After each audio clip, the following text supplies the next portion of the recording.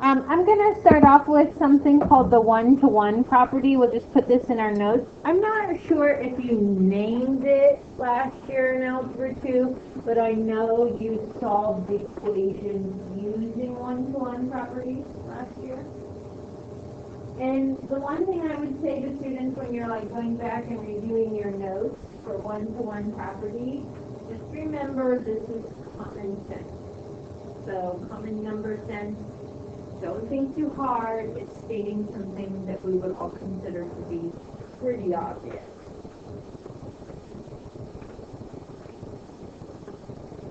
The one-to-one property says a to the x equals a to the y if and only if x equals y.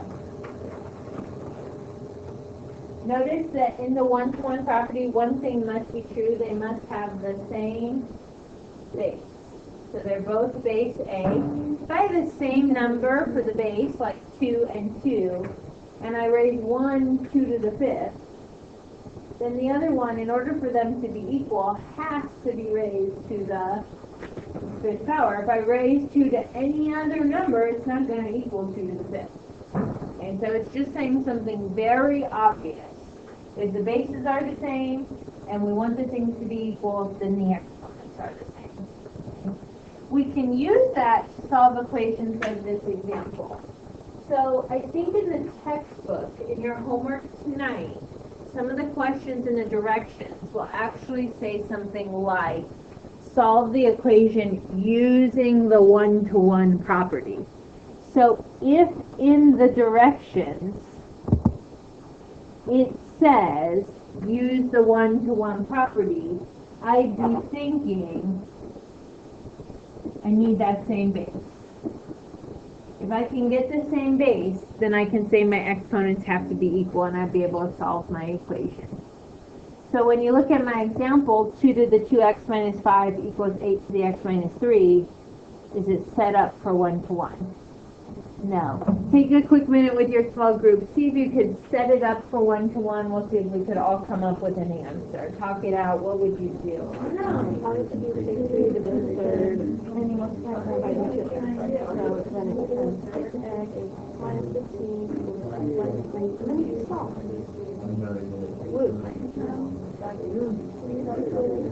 Yeah. All right. So. When you have like these, when you have to make them the same base. Well, think about which other one you guys do. No. So you need to take the 2x minus 5, and then you have to like you know, so then it has like so I was thinking this like and then with that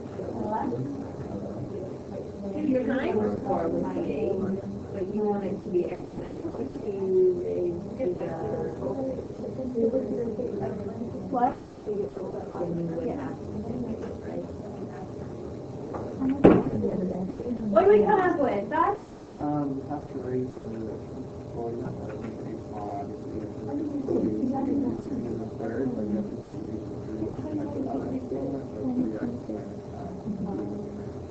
Okay, so you've got to think about, sometimes you have to rewrite both. Most of the times you're just rewriting one of them. You've got to rewrite one or both numbers so that they have the same base. So a good base for these is 2.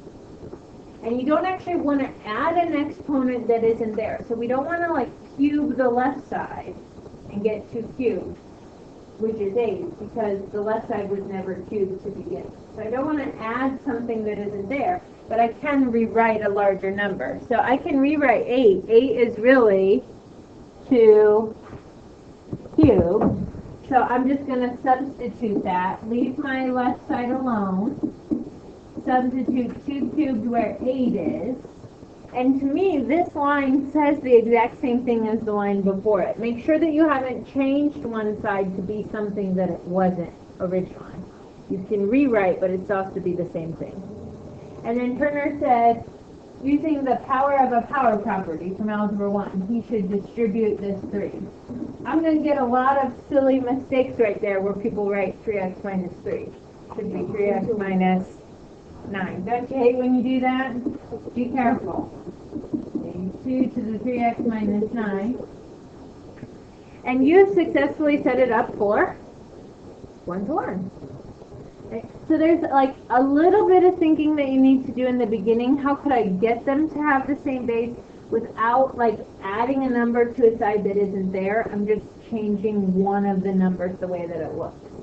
So now I can say that the exponent 2x minus 5 must equal the exponent 3x minus 9, and that's a simple two-step equation from algebra 4. Subtract 2x, and I would add 9, so I get x equals 4. What might you do on a quiz or a test if you have a little bit of extra time? Double check by taking that number and putting it back into the original problem, right? So just make sure that the two sides come out equal. If not, then you can go back and see if you can try to figure out what's happening. So 2 times 4 minus 5, that's 9 minus 5, or sorry, 8 minus 5, which is 3, so that's really 2 cubed on the left. And then this would be 8 to the 4 minus 3, so that's really 8 to the first. Are those things equal?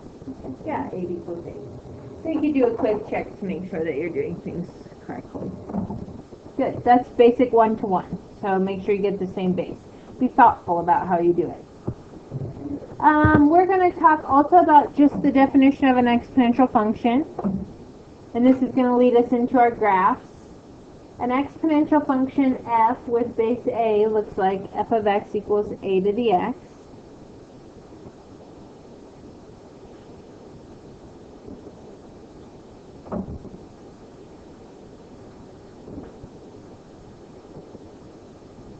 How can you tell when functions are in fact exponential? A few things must be true about your base. First off, your base must be greater than 0. So a is greater than 0. That means no negative bases.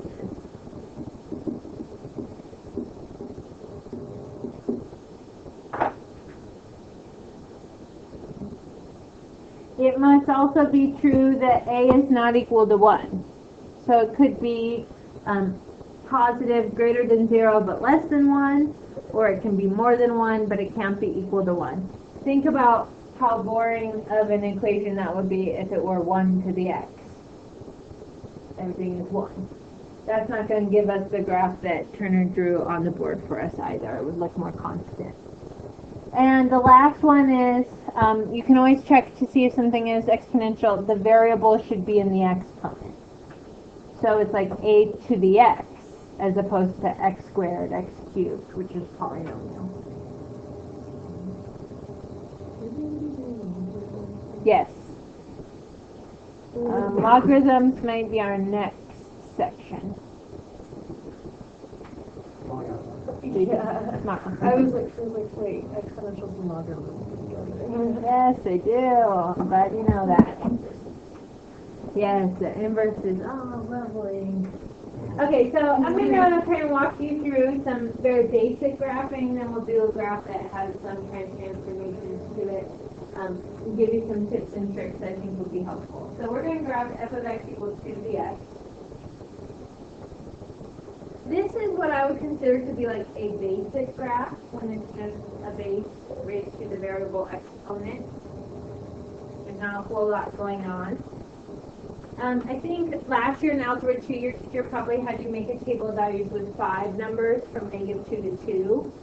But since this is our second go-round, I'd say probably 3 numbers is acceptable. We kind of already know what's going to happen, thinking about Turner's drawing over here.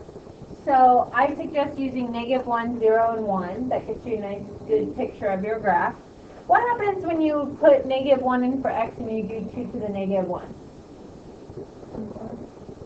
You get 1/2 or 0.5 because negative numbers flip what they touch in the exponent, right? So negative exponents don't make things negative. So this would be 1/2. 2 to the 0 is 1, and 2 to the first is 2. Those are very easy to evaluate, and this part, this graphing, would be in the no calculator part of what you do. So what's going to happen on the quiz on Friday, you're going to do a no calculator section, turn it in, and then you get a calculator section. So you do 2 separate pieces. But choose numbers that are going to be easy for you to evaluate. Now, I can plot those points. Negative 1, 1/2. 0, 1, 1, 2.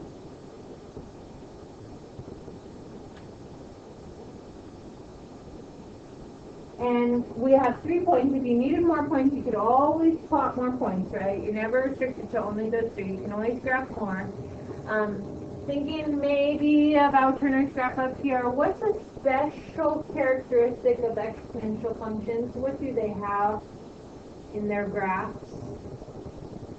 What shows up? An asymptote. What kind of asymptote? A horizontal asymptote. For this one, our horizontal asymptote is going to be at y equals 0.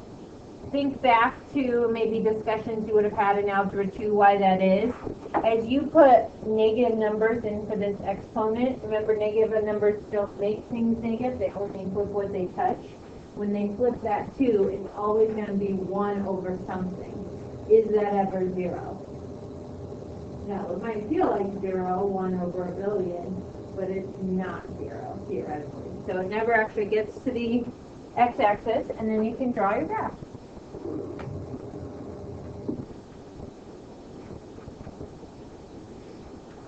What's the domain for that function?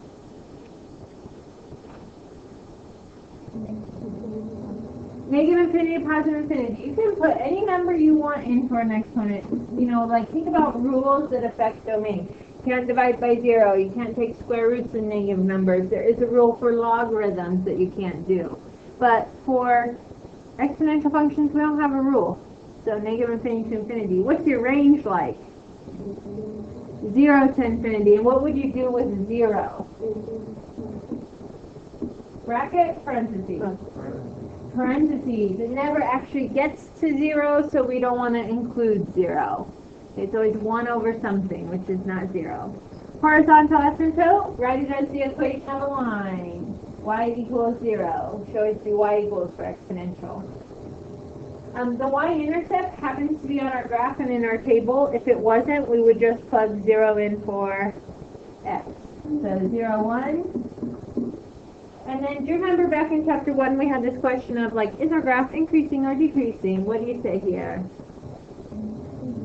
Increasing, and it's only increasing. So for increasing over the interval, I would just say from negative infinity to positive infinity, and there is no decreasing section. Exponential functions are not like polynomials. They're never going to turn around. They're always sort of like this J shape, and you won't ever have both sets. So it's either increasing or it's decreasing over the whole domain. Does anybody have any questions about that?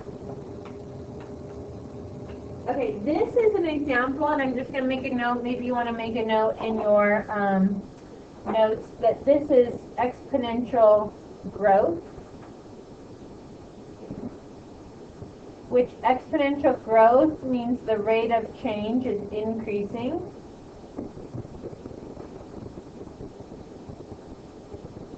Think about our zombie issue. As more people get infected, then they can infect more people. So each day or each hour, the number of infected people is increasing by a larger and larger amount. So growth does not necessarily imply increasing. For example, if I did f of x equals negative 2 to the x, remember how I said the base would never be negative? That's true here. The exponent is only touching the 2. So this is really like f of x equals negative 1 times 2 to the x. And if I took my function 2 to the x and I multiply it by negative 1, what would happen to my graph? It would flip, reflect over the x-axis. So I'm just going to reflect all these points over the x-axis. And you could think about the things over here that would change.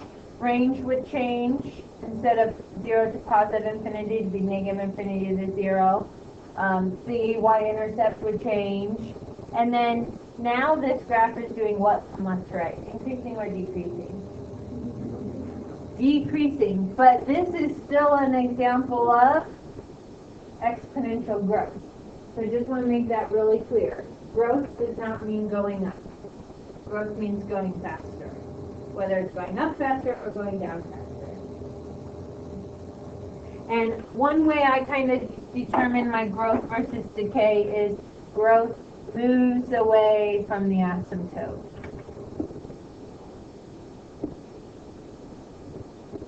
On the right side of the graph. If it's going away from the asymptote, it's faster and faster growing rate of change.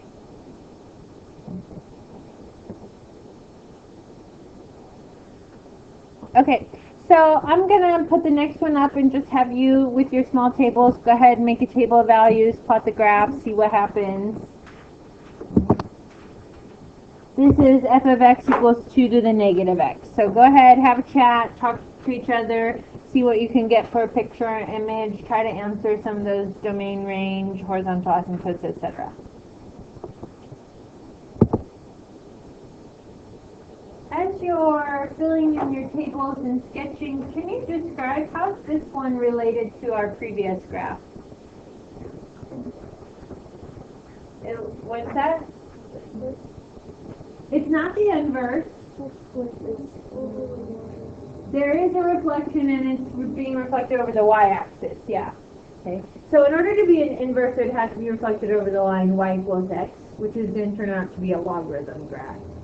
Okay, so we'll get to that tomorrow. But today, it's just a reflection over the line y equals x. Does your horizontal asymptote change? No. And so you might be filling in some of these things over here. Domain doesn't change. Range doesn't change. Horizontal asymptote doesn't change. Y-intercept doesn't change. Really, the only thing that's changing in this when I put a negative exponent is it's now decreasing. Okay. And then, oops, from negative infinity to infinity. The other thing that changes as you look at the graph is instead of moving away from the asymptote, it's moving towards the asymptote. So when you're getting closer and closer to the asymptote, like you're dropping by a lot, and then you're dropping by a little less, and a little less, until at this point, does it even look like I'm dropping at all? No, I'm just hugging that asymptote. So my rate of change is decreasing. This is an example of decay. And decay moves towards the asymptote. So just like growth does not necessarily mean increase, decay does not always mean decrease. In this case, it is an example of decreasing and decay. But you could have a decay function that's increasing but getting closer to the asymptote. Everybody okay with this so far? Any questions, concerns, things we want to bring up? Did I write something incorrectly? Just checking. Making sure everyone's awake. Yes, you have a quick question? When we were talking about the negative 2 to the x, what were you saying about how, like, it was still greater than 0? Like, I didn't understand what you said about that. Up here? Yeah. Well, okay, so remember how when I described a exponential function, I said a would have to be greater than 0. It had to be a positive number that wasn't 1. Mm-hmm. So when I have this negative 2 to the x like this, it's not negative 2 in parentheses raised to the x. It's really like negative 1 times 2 raised to the x. So for it to be negative, it would have to be in parentheses. It would have to be in parentheses, and then it would not be exponential. Mm-hmm. Because if you think about it, if you raised a negative number to a variable exponent, every time you went up 1, the sign would change. Like for an odd, it would be negative, and then for an even, it would be positive, and then negative, and positive, and negative. And so it would like zigzag. That's not exponential. Exponential's got to be this nice smooth curve. So our base has to be positive. If you see a negative in front of your function, that means negative 1 times that thing in order of operations. Good. Okay, one more graph that we want to look at is just, okay, what do we do if we don't have a calculator and then the functions start to get a little bit more involved. Okay, so what's an approach that we could take? And I'm going to talk you through what I would do. I think it's the best way to graph, because if you're not using a calculator, you don't want to be stuck on some really hard numbers evaluating without a calculator. So what's the easiest way to do this one? F of x equals 2 to the x plus 2 plus 1. What I would do on a problem like this is I would focus on 2 to the x as a parent function, which we've already graphed 2 to the x. We kind of know what it looks like. And then I would think about these other things as shifts. So they're like my h and my k. X plus 2 would move my graph to the left 2, and plus 1 would move my graph up 1. So what I'm going to do in my table of values, because remember, I'm doing this without a calculator. I don't want to be messing around with funny fractions and different things. Instead of using f of x, I'm just going to use its most basic function, 2 to the x. So we already know the numbers for that. 1/2, 1, 2. Those are always going to be really easy to calculate. If you have like 2 to the x, or 3 to the x, or 4 to the x. Plot those points, but apply the shifts. So take each of those points from the parent function and move them left 2, up 1. So I'll go to this -1, 1/2. Left 2, up 1. So now I'm at -3, 1/2. My y-intercept, left 2, up 1. Now I'm at -2, 2. And 1, 2 is at -1, 3. Think about that special characteristic of all the exponential graphs. What else will move up 1 besides your points? Your horizontal asymptote. Your whole graph is just going to shift up. So along with those points, you should shift up your horizontal asymptote.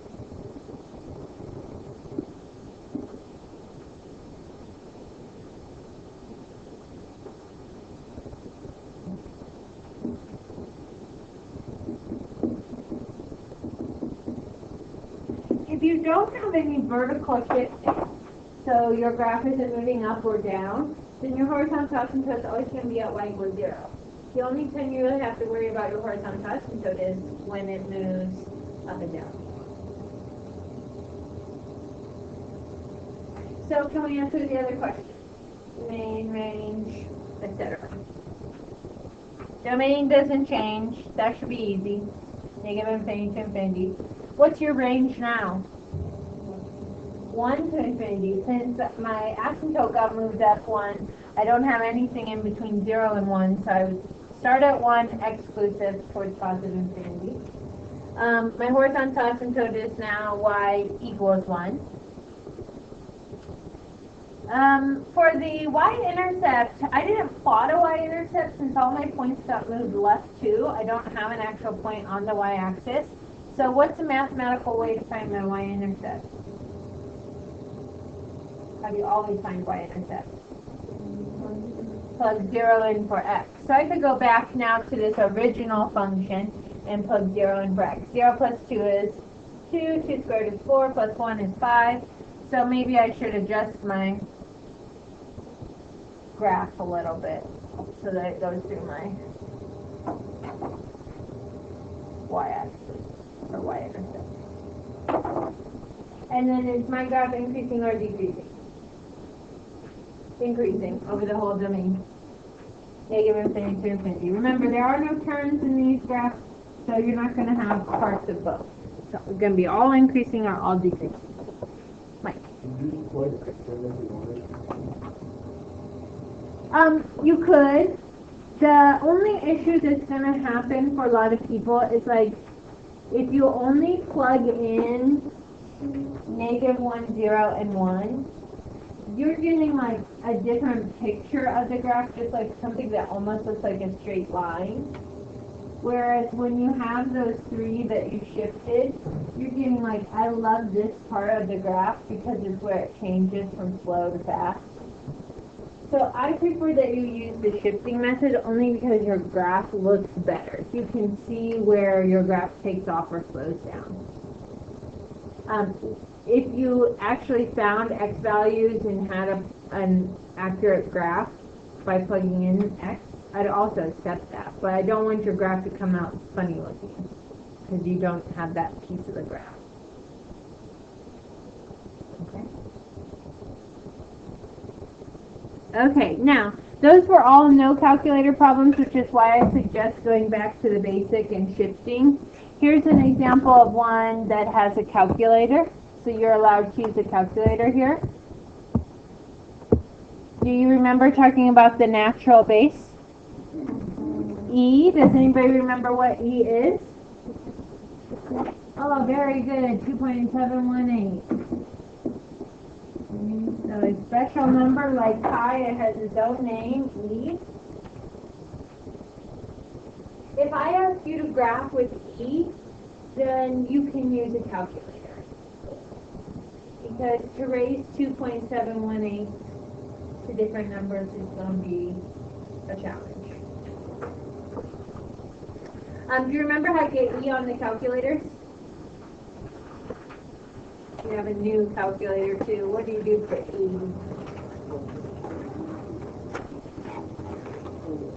Should be second ln, the natural log. Down that first column, you should see like a little e to the x above it. And so if you wanted to make a table of values for this function, like if you wanted to do -1, then you would do second ln, and then type in -1. You can also go to your y equals menu and type in e to the x, and then go to your table and your graph. Can someone give me e to the -1? 0.38? Is that what you said? Oh, 0.37? Oh, I meant 0.37. Okay. E to the 0 is 1, and e to the first is You're not wrong. 2.718. Plot those points. When you're plotting these decimals, like -1.37, you just want to go left one and up about halfway.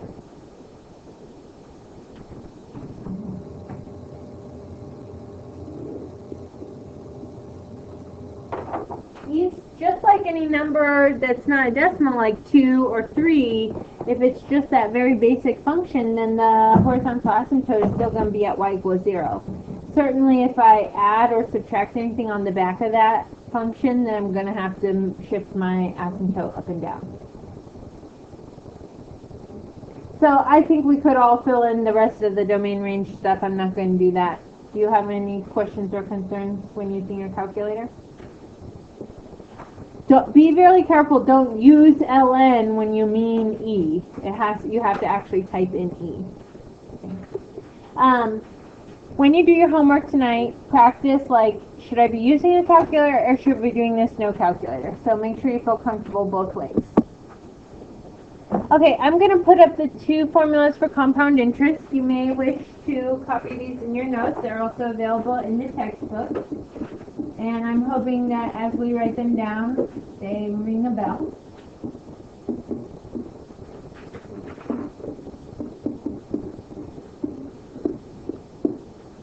Do you remember these, friends?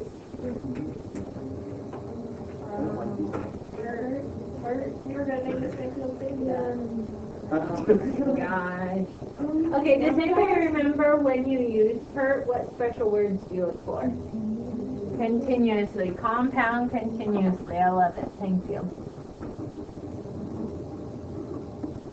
Continuously is like what happens in nature. You don't run on a time schedule. It's just like constantly happening. Population is growing continuously. Everybody doesn't have their baby at the start of the new year. And then nobody has babies for the rest of the year, right? Babies are happening all the time. So compound continuously is PERT. This is more like of our financial one when we can actually control when we compound. N is the number of times compounded. And remember that you use different values of n depending on what they say. So if they say compound is quarterly, then n is 4. If they say compound monthly, then n is 12. So you just have to read the problem and decide what n should be. Now, I'll go through an example and I'll show you like the P and the R and stuff like that. So, you know, one of those things like kind of jog our memories for how the formula works. These are available in the textbook. You can come in and see me before after school if you have more questions on how to use them appropriately. So here's my example. On the day of a child's birth, a deposit of $500 is made into a trust fund that pays 3.25% annual interest. So the deposit is my P, that's called the principal, it's the amount you start with. The annual interest is your rate, but do you remember that you can't put a percent into the formula, you have to change it to a decimal. So move the decimal 2 to the left, it's like dividing by 100 per 100. So this is 0.0325. Find the balance in the account on the child's 25th birthday. So there's my T, 25 years later. T is years. So if you're given months, you'd want to convert that into years. And then compound quarterly. So N equals 4.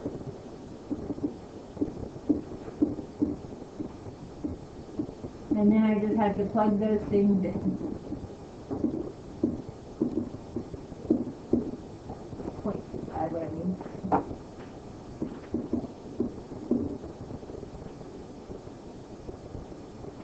If it said compound continuously, I would use the other form.